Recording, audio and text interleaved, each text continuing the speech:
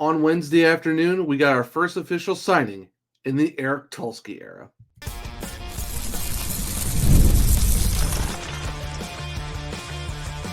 You're Locked On Hurricanes, your daily podcast on the Carolina Hurricanes, part of the Locked On Podcast Network, your team every day.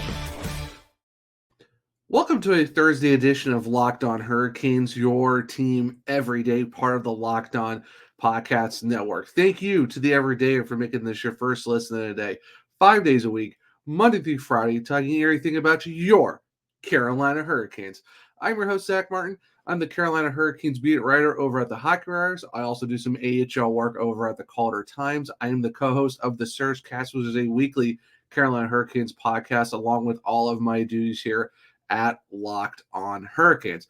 Got a good show for you guys today on a Thursday, going over the recent re-signing of Ryan Suzuki and being the first player to be signed in the Eric Tulsky era as the interim GM of the Carolina Hurricanes. And speaking of Eric Tulsky, he also talked to The Athletic on Wednesday with Corey Lavalette and just everything about, being the new interim GM for the Carolina Hurricanes and all that's gone with it over the last few days. So we're going to dive into some of the stuff that Eric talked about with The Athletic. But before we get into all of that, today's episode is brought to you by Game Time. Download the Game Time app, create an account, and use code LOCKEDONAHL for $20 off of your first purchase.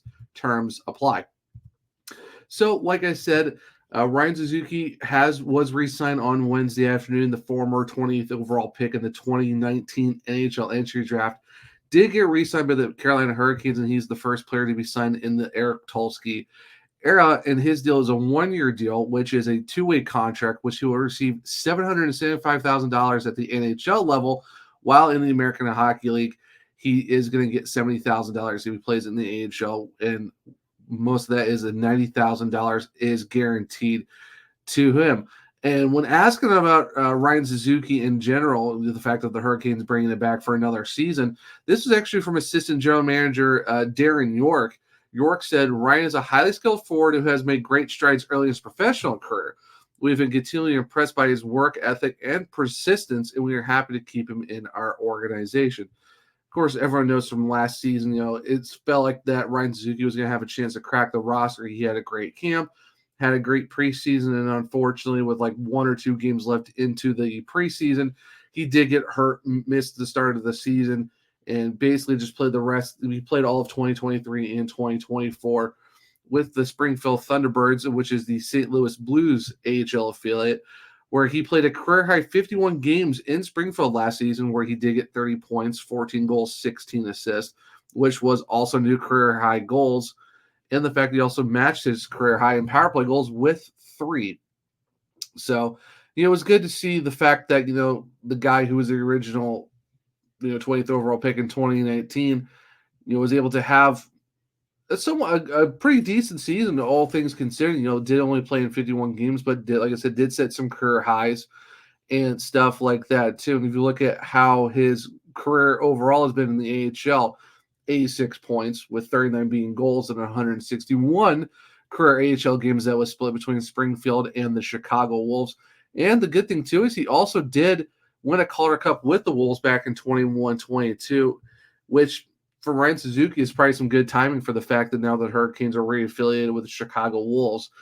I wouldn't be shocked if he maybe starts the season in Chicago. Of course, who knows where we're looking at on May 29th. It could be where he has a good, camp and preseason again. Maybe he cracks the roster, for the 24-25 season, because, there's a lot of holes that are going to be opening up. So maybe you might see some younger guys might take it a shot, or it could be a thing where the Hurricanes, bring back some guys from last year's team while adding to free agency, and Ryan could possibly see himself in Chicago with the Wolves, and that's why he got that two-way contract. So that way he can go up and down without having to worry about waivers and all that stuff, because his contract is a two-way. So that's a good thing for him, and good thing for the Hurricanes, the fact that they won't have to lose him.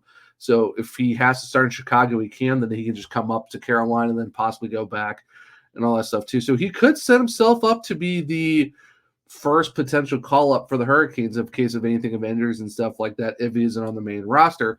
But it is a good thing to see, that he's actually back once again within the organization, and also too that with the Hurricanes having an AHL team, that you're going to have all your prospects together. So you're like potentially like Jackson Blake, Scott Morrow, Bradley Nadeau, Ryan Suzuki.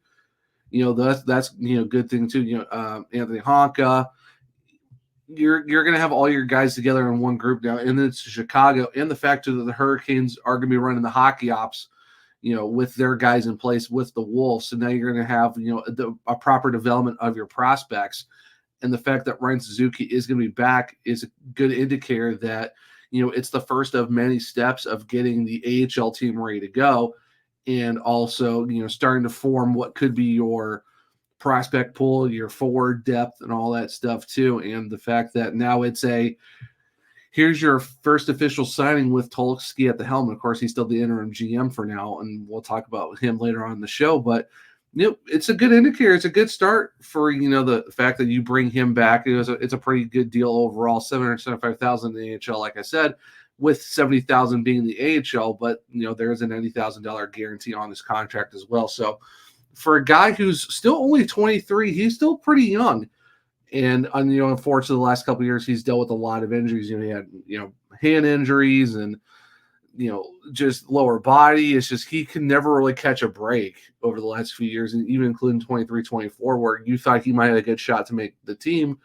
Unfortunately, gets ended really late. So now you give him another shot, and the fact that the Hurricanes overall still view him as a good player and a guy who they did draft 20th overall back in 2019, and still being able to grow, still being able to get into his playing style, and hopefully, knock on wood that he has an injury-free season and he can actually show what he can do in a full season. Now it's, is that going to be in the AHL or the NHL? Who really knows?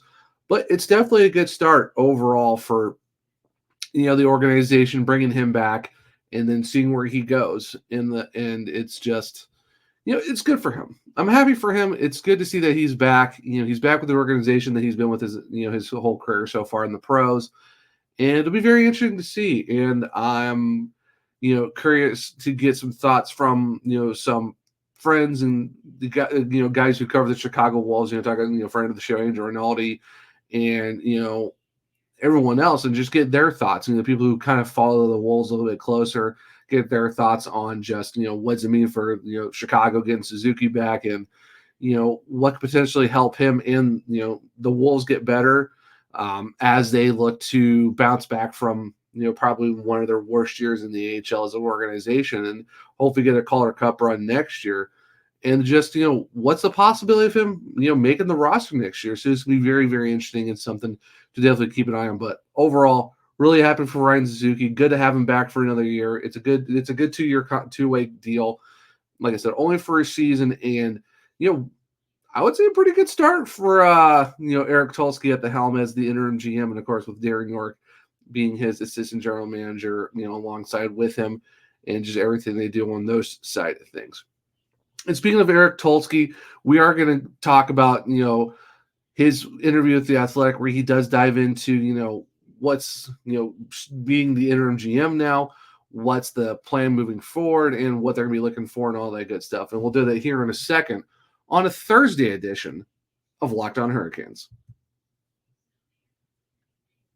Game Time makes getting NBA final tickets even faster and easier. Prices on the Game Time app actually go down the closer it gets to tip-off. With killer last-minute deals, all-in prices, views from your seat, and their lowest price guarantee, Game Time takes the guesswork out of buying NBA tickets.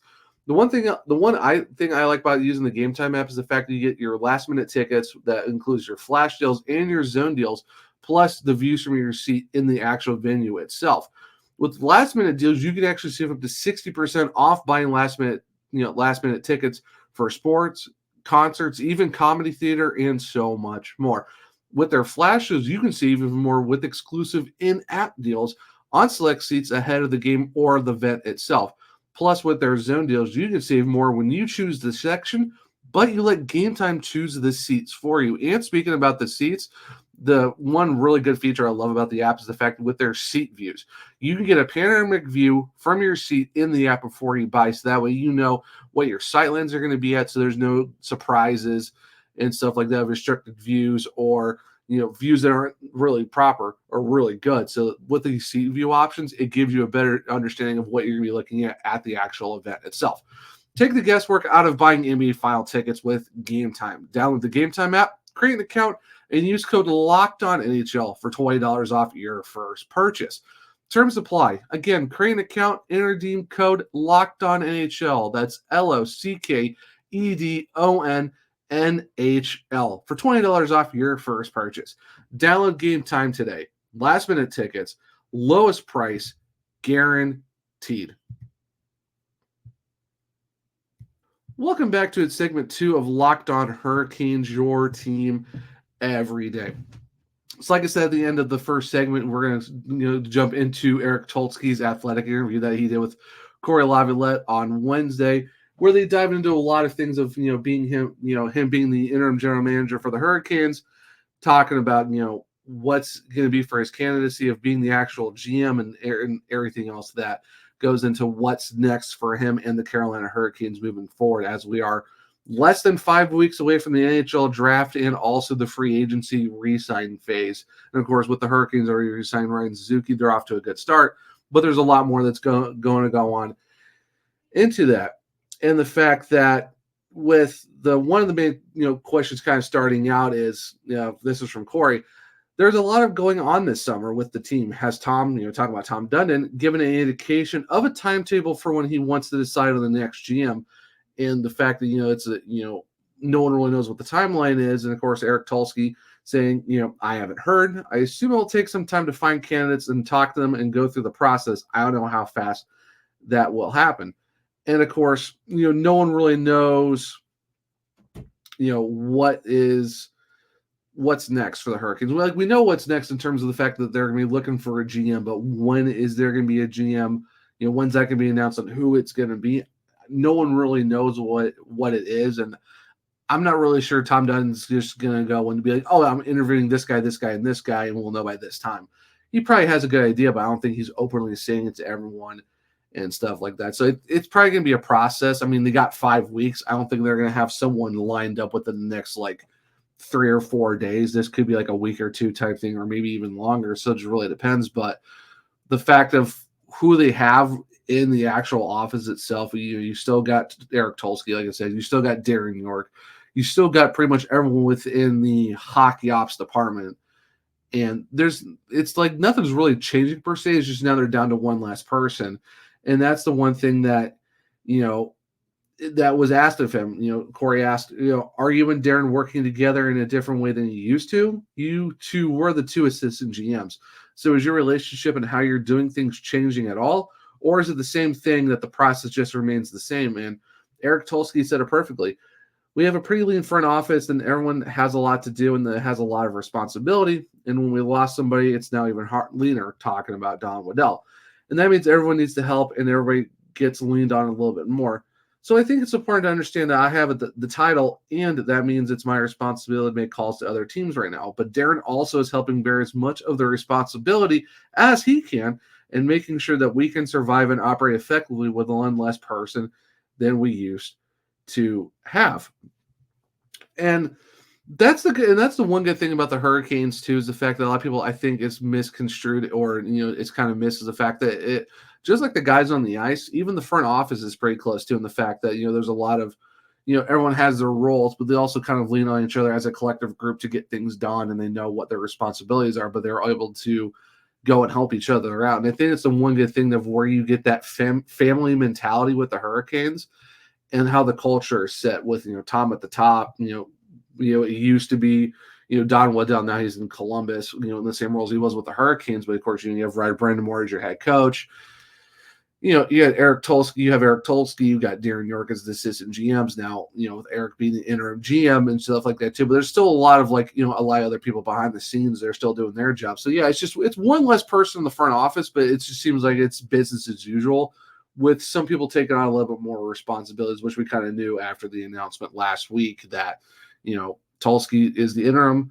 He's got the tag, and then of course he's still getting assisted from Darren York, who's also the other assistant GM. So it's still a thing where it's it's still business as usual. It's just a little bit more on everyone's plate. And Eric does go into that too, is the fact that it's a lot at first because you're going from just what he usually did as assistant GM and all, everything is done with the scouting side of things, but now he's got more responsibilities as the GM, making calls to other teams, talking to agents and stuff like that.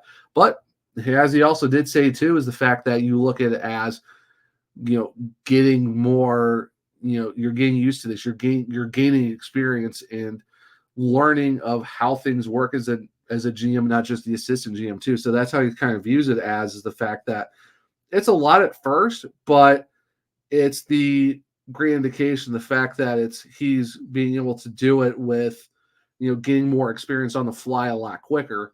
And, but it's still a lot at first, but it's still good to see the fact that, he's able to do that, and him and Darren are easy to work together and stuff like that. So this is something I found really, really interesting. The fact that too, these next two questions are kind of really good ones. So looking at, his candidacy as maybe to get the interim tag taken off of him. But what would happen if he doesn't get the GM position? Maybe he stays as assistant general manager. So for the first part of this, Corey asked, is there anything that you think makes you the best candidate for the job? And I love this answer. It really shows of who Eric Tulsky is and how the culture in around the Hurricanes are at, and even in the front office. I don't want to get into that. Let's say you're going to a race against someone. You might say at the start, may the best man win, and you don't really mean it, right? You mean you want to win because that's what a race is for. Here, it's different. If they find another candidate who's fantastic, I'm going to be excited about that because that's going to help us win. It's not me versus other candidates. It's the team trying to get better. So however it comes out, I'm going to be happy with it, which was followed up, from Corey saying, so if you don't get this position, talking about the general manager spot, you don't feel that changes your relationship with the team or that you need to go somewhere else or anything? And Eric says, of course not. I have a good job. I like where I am. I like what I'm doing. Whatever happens will be fine. And that's something that's, I think a lot of people were always curious about, because the fact that you look at how in the past, he has, interviewed with the Pittsburgh Penguins. He's interviewed with a bunch of other teams too. And, Columbus was hoping, maybe he might become available for, with their open vacancy in the GM spot. I know the Toronto Maple Leafs at one point were hoping to get him as well. It seems like there was a lot of teams kind of circling the Hurricanes of like, okay, if Eric Tulsky doesn't want to come here, maybe we have a shot. And it seems like even with Don Waddell even becoming the, president of hockey operations, the alternate governor, and the general manager of the team, and the fact that now there's an open spot in Carolina, and Eric even is saying that if he gets it, great. If he doesn't get it, that doesn't change his relationship with the Hurricanes, and he's okay where he's at. He likes being where he's at. He's like being with the group. So that really goes to show that, yeah, maybe if he doesn't get the spot, it's not like, oh no, we might lose Eric Tulsky. It's like, no. Eric's saying, I'm fine where I'm at. I'm happy where I'm at. It makes you feel good knowing that, okay, maybe if he doesn't get it, he's going to be in Carolina.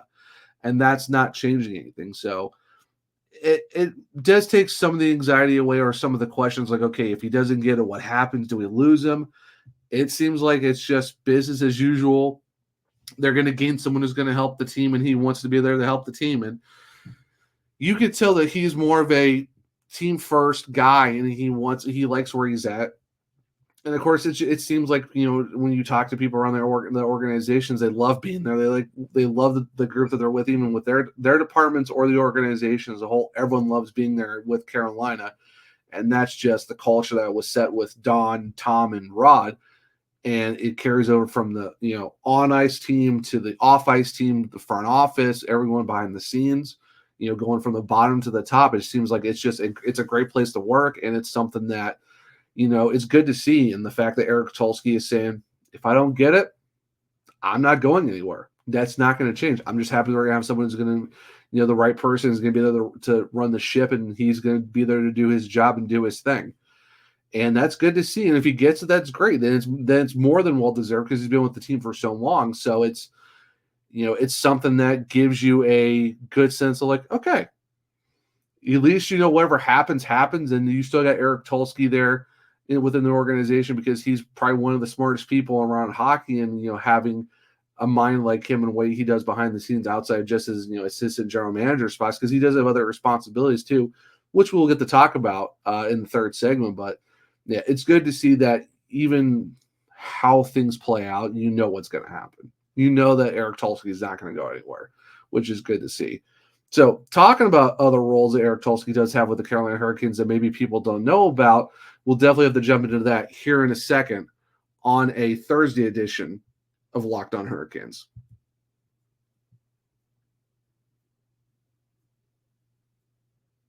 Welcome back to segment 3 of Locked On Hurricanes, your team every day.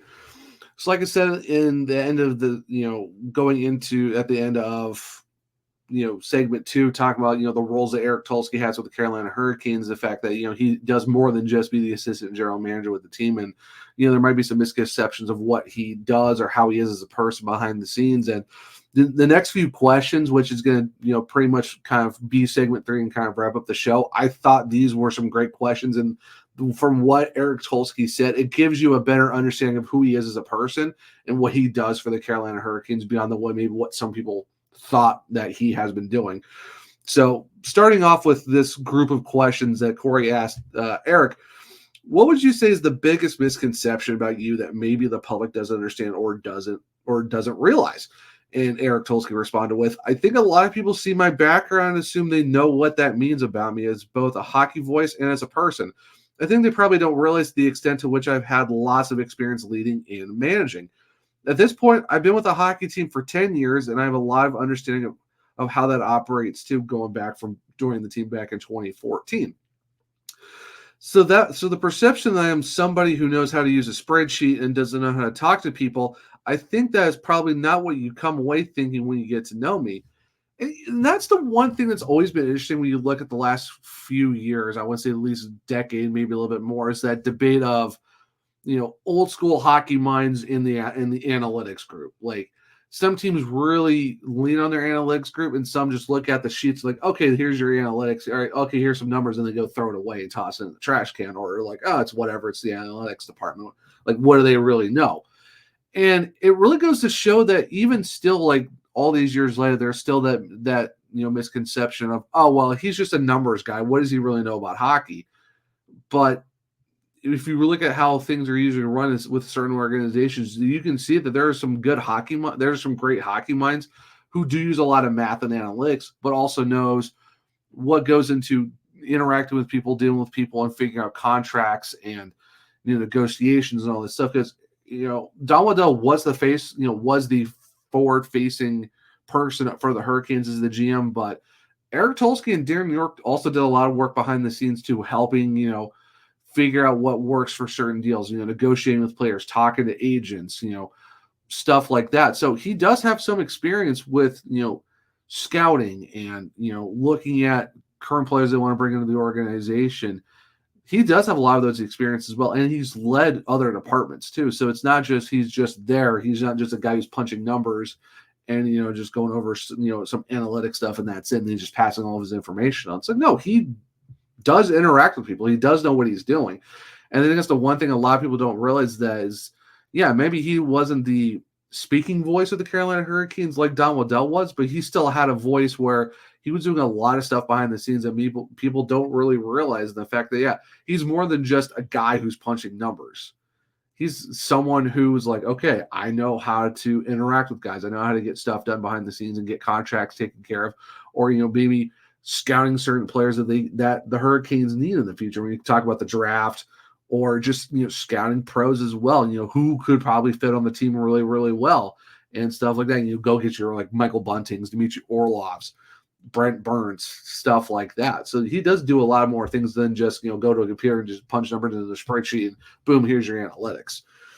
So talking about scouting itself, Corey Lavalette goes, and people don't realize that you're running the pro scouting department and that you do scouting yourself. That's right. I've been leading the pro scouting group for 3 or 4 years. So anytime I'm talking about a player, it's my responsibility in that role to represent both what I see as the leader of the data group and what I see as the leader of the scouting group. And sometimes those align and sometimes they don't. And I can represent both views and I can balance them. And honestly, I think both groups have been pretty effective in that time. So there you go. So yes, he's the analytics. He's running the analytics department, but he's also the leader of the scouting group. Like he actually is he doesn't do a lot of the amateur stuff like what Darren York and his group does, but Eric Tulsky runs the pro scouting group. So like I said, your Brent Burns, Max Pacioretty's, Dmitry Orlov's, stuff like that. Eric Tulsky is that guy. He is the leader of that group, and the fact that he runs the pro scouts and also runs the analytics department, and the fact that he can kind of find a way to bring both together or view it in different ways, and the fact that both, like he said, both have worked pretty well, and you see what the Hurricanes have been. I mean, 6 straight playoff appearances, 2 Eastern Conference Final appearances, all the division titles, all that stuff. I mean, they do a pretty good job of pro scouting, and the fact that yes, he's the assistant general manager, but he's a pro scout. He actually scouts himself, and he runs the analytics department. So that's why it goes back to that last question of, yes, he does punch in numbers. Yes, he does look at spreadsheets, but he knows what he's doing in terms of how to evaluate players and look at play. He's a former hockey blogger from Philadelphia. Like, the man kind of knows his hockey, and it's something where it's like, yeah, it's not a common path where you see someone like that happening, talking about analytics and stuff like that as a hockey blogger. But now it goes to show that, yeah, he's found a way to make a niche thing work to where now he runs the data group. He's a pro, leader of the pro scouting group, and has found a way to make those things, align themselves and, coexist in self of each other and make it work to where you see where the Hurricanes are at right now. And, there was a question that, after that was followed up with, do you think that if you were to get promoted, you would have to leave behind your pro scouting and analytic duties? And Eric said, I haven't thought about what that structure would look like yet. We'll see what they end up doing for a permanent position, and then think about that when we need to do in response to that. So, yeah, you're not really know what's going to happen with that, and Eric's not going to know. But it's good to ask, like, what would happen in the future, like with the pro scouts and the analytic department. What do you do if you're the GM? Who knows? We cross that bridge when we get there is basically what it seems like. And then talking about, do you feel, the last question that Corey asked, do you feel like Don helped prepare you at all for that? We talk about, possibly getting into the role of the GM and all the stuff that goes with it. And he goes, yeah, I don't think he was preparing me for this specifically, but I've learned a lot from him over the last 6 years, and he's done a lot for me. And before him, I learned a lot from Ron Francis as well. And I don't think I would be in a position to be a credible candidate for this job without the help of both of them. So he does give some credit to, Ron Francis and Don Waddell for kind of, helping, leading him along the way to where he's been viewed as from other teams as the guy, and the fact that Tom Dundon, really respects his voice and what his opinions are and stuff like that, to where he's considered as the top candidate for the Hurricanes. Of course, like I said, it's an interim because they want to do a thorough search, and I still think it's a due diligence thing. I still personally believe that Eric Tulsky is going to be the GM of the Carolina Hurricanes. Now, if they don't select him, go with someone else, okay, so be it. But we know from Eric himself, he said, if it's not me, okay, I'm still going to be with Carolina. And that the fact of, like, you kind of, with this piece from Corey Laviolette, it really goes to show that he, despite everything that goes on and what's happening, it shows that he was able to know that regardless of what happens, he's going to be there. But you get a sense of how he is as a person too, which I think is a really great thing to see, is the fact that, okay, he's no longer kind of behind the scenes. He's more inside of, like, here's the limelight. Let's get to know you. What are you as a person? You can kind of see from who he is as a person that he knows how to work within the organization. He has his roles with the analytics department, pro scouting department, and what now he has to figure out, dealing with agents and other teams and stuff like that too. So you kind of get a sense of, Eric Tulsky is now considered right now the guy, but he's been around the team long enough to know what goes into the in and outs of scouting and, talking to other teams, talking to agents and stuff like that. And he's not just a guy who punches numbers.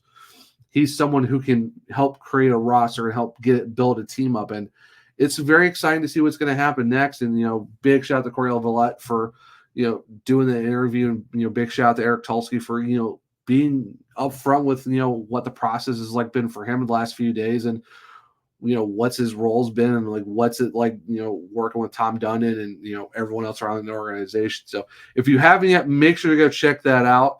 A really great read from Corey Lavalette over The Athletic, talking with Eric Tulsky and just what goes into his new, I guess, era of being with the Carolina Hurricanes since being with the team since 2010. But that will wrap up today's Thursday episode of Locked On Hurricanes. Thank you to everyone for the support and always watching the show and being interactive. It's been a lot of fun doing that. It's just been a lot of fun doing everything like this and just being able to bring you guys daily Hurricanes content 5 days a week. If you want to follow me and interact with me more on social media, you can find me on X at OneSureZach. You can follow the podcast at LO_Hurricanes. If you click the link tree in my bio, you can find all my articles at the Hockey Writers, along with the newsletters and the premium content that I do over there for them. If you want to look more into my AHL side of things that I do, go check out the link over at the Calder Times. If you want to listen to my other podcast and watch it on the YouTube on that side of things for the Searchcast, you'll find a link to where to listen and watch that podcast as well. And then along with this show, you can also find links to the podcast and where you can listen to it. And if you leave a 5-star rating and if you leave a review with that 5-star rating, which will not only help us grow the show, but if you do that, I might read your review on the show as well. And if you're on the YouTube side of things, make sure to hit subscribe, hit the bell notification so you don't miss the show, hit a thumbs up button so that way let me know if you liked it, and they'll help us get us out there more as well. So hopefully get other Caniacs just like yourself become in every day. So make sure you're going to do that, because we are over 870 subscribers and we are on the road to 1,000. Because if we get to 1,000, I might just do something special for you guys, and of course grow past that 1,000 as well, because we want to make this thing a really great show, 5 days a week for all the Caniacs out there who want to hear what's going on with their Carolina Hurricanes. But I hope everyone has a great rest of their Thursday, and until next time, as always, let's go Canes.